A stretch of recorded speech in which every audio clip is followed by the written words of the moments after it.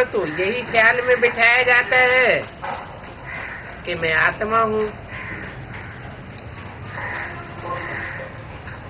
ये मेरा शरीर है और मैं परमपिता परमात्मा की संतान हूँ। आत्मा तो हूँ, लेकिन संतान किसकी हूँ?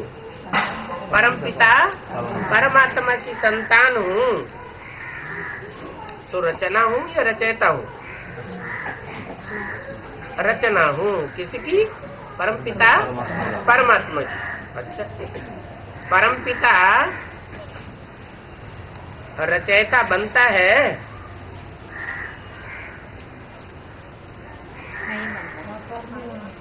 परमपिता अनादि है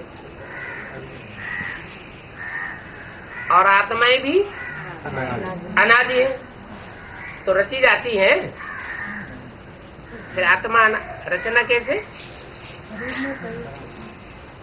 कोई शरीर में प्रवेश करके आकर के आत्मा को अपना परिचय देते हैं।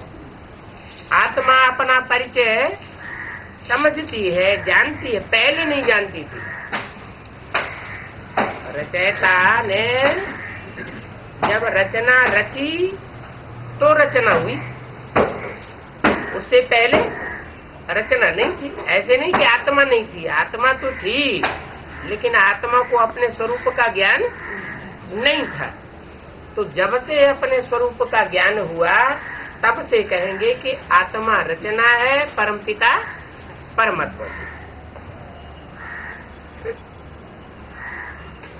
तो बुद्धि में आता है कि मैं परमपिता परमात्मा की संतान हूँ। ये याद बार बार भूल जाती है। क्यों भूल जाती है?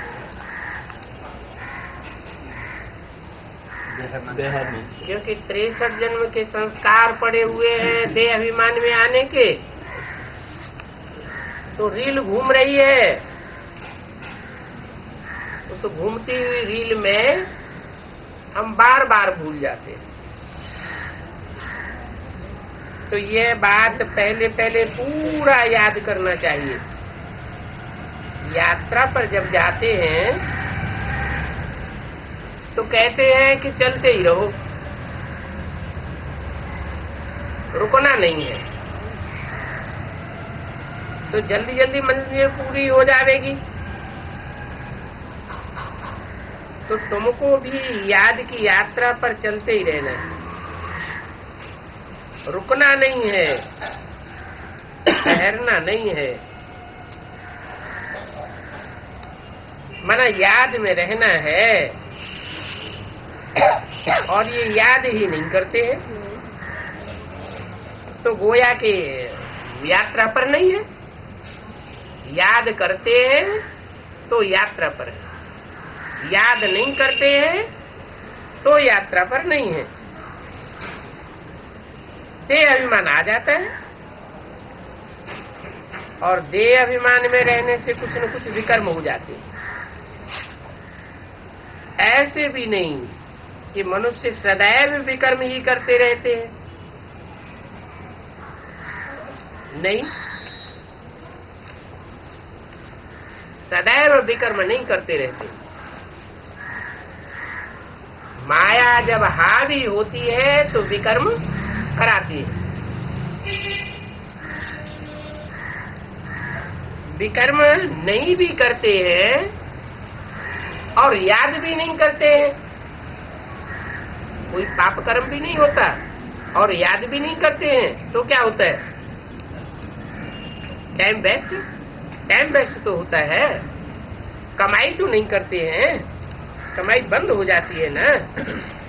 तो इसमें जितना भी हो सके याद की यात्रा में ढीला नहीं पड़ना चाहिए। एकांत में बैठकर अपने साथ विचार सागर मंथन करके पॉइंट्स निकालनी होती है।